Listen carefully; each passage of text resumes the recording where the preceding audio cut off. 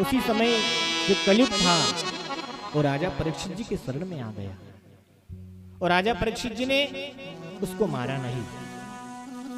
क्यों? क्योंकि उस कलयुग युग में उस पुरुष में अनेक प्रकार के अवगुण हैं, लेकिन गुण केवल एक ही है। कलियुग केवल नाम धारा, सुमिर सुमिर नर उतरहि पारा। सतयुग में, त्रेता में, द्वापर में परमात्मा को प्राप्त करने के लिए बड़ी बड़ी तपस्या करना पड़ता था, यज्ञ करने पड़ते थे, तब जाकर के भगवान प्रसन्न और भगवान प्राप्त होते थे। लेकिन कलयुग में एक अच्छाई क्या है? कलियुग केवल नाम आधारा, सुमिर सुमिर नर उतरहि पारा। बोले कलयुग में कुछ मत करो, सिर्फ भगवान का तुम नाम ले लोगे, ऐसे ही भवसागर से पार हो जाओगे। इसलिए राजा परीक्षित जी ने कलयुग को नहीं भगाया, नहीं मारा। देखिए अवगुण होते हैं, लेकिन उस अवगुण के साथ में भी कोई अच्छाई होती है।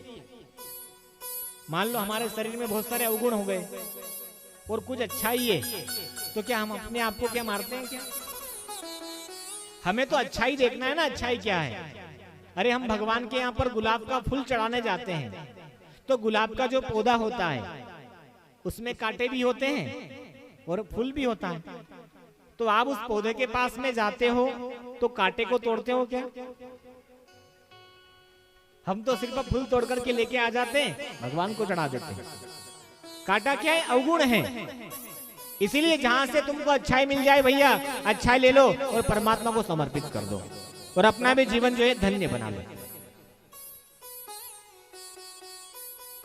आज राजा परीक्षित जी ने उस कलयुग से कहा तुम यहां से चले जाओ, लेकिन उसने मना कर दिया और कहा कि हे राजा जी, आप मुझे कुछ स्थान दे दो, जो स्थान मुझे बताओगे उसी स्थान पर मैं बैठ जाऊंगा, वहां से फिर हिलूंगा भी नहीं।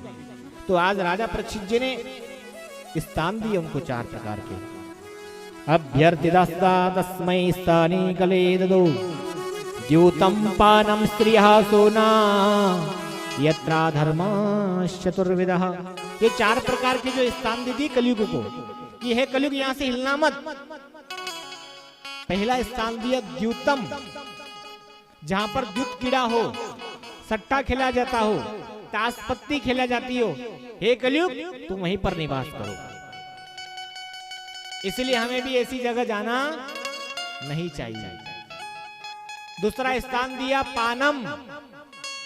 पानम का अर्थ होता है मदिरा का जो पान करता हो, शराब पीता हो, नशा करता हो, वहां पर कलयुग का स्थान है।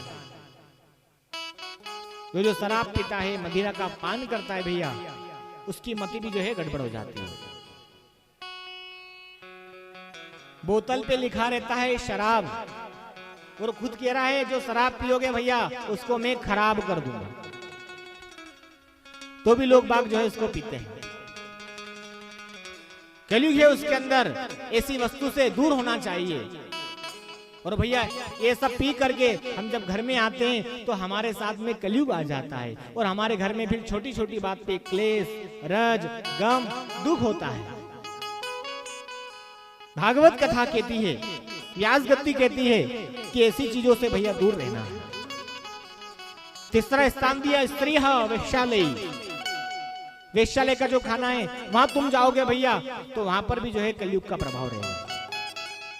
द्यूतम पानम स्त्रिया सोना, यत्रा धर्मश्चतुर्विधा। चौथा स्थान दिया हिंसा करना, चुगली करना, कपट करना, ज्यादा भैया देर तक पंचायत करना, वहां पर भी कलयुग। और आप लोगों ने देखा है माता बहनें कितनी पंचायत करती है, जबकि उस पंचायत करने से कोई मतलब नहीं निकल रहा है, तो भी उस पंचायत में उनको इतना आनंद आता है बात करने में भैया। और कई लोग तो कथा में चालू हो जाते हैं। बोलो राधे राधे।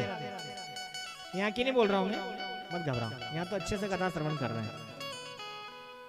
जो कथा में नहीं आए हैं और वो अपने घर पर इस टीवी चैनल के माध्यम से कथा को श्रवण कर रहे हैं, अमृतवाणी जो चैनल है ये यूट्यूब पे चल रहा है। आप भी घर जाकर के देखोगे भैया अमृतवाणी चैनल, और नाम वहां पर सर्च करोगे तो आपको मिलेगा। तो जो वहां से श्रवण कर रहा है, पंचायत कर रहा है, मैं उनको बता रहा हूं। और आपको भी कोई मिल जाए तो उनको भी बता देना कि जहां पंचायत होती है वहां कलयुग हो जाता है भाई।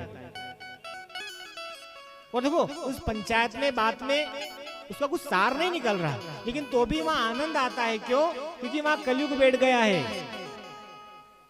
बुराइयों में ही जीवन में आनंद आता है लोगों को, अच्छाइयों में नहीं। ज्यादा व्यक्ति आज संग कर रहा है, किसी का भी कर रहा है भैया, बात भी कर रहा है, कुछ सोच रहा भी है तो ज्यादा बुराई के बारे में, क्योंकि बुराई में उसको सुख मिलता है इन इंद्रियों का। इसलिए हमें ज्यादा से ज्यादा सत्संग करोगे, विवेक प्राप्त होगा और इस सत्संग से तुम्हारे जीवन में शांति आएगी। तो यहां पर भी आओ ना, तो बातचीत नहीं, ओनली क्या सिर्फ कथा श्रवण करना है। बोलो राधे राधे। इस प्रकार से जब 4 प्रकार के स्थान दिए कलयुग को भैया, तो कलयुग कहता है अरे सब स्थान आपने गंदे दे दिए। अरे मेरा भी परिवार है, मेरे भी बच्चे हैं, अच्छा कुछ अच्छा स्थान दे दो ना आप मुझे। तो राजा ने कहा कि अच्छा मैंने अपनी तरफ से 4 स्थान दिए, अब तुम एक स्थान अपनी तरफ से मांग लो।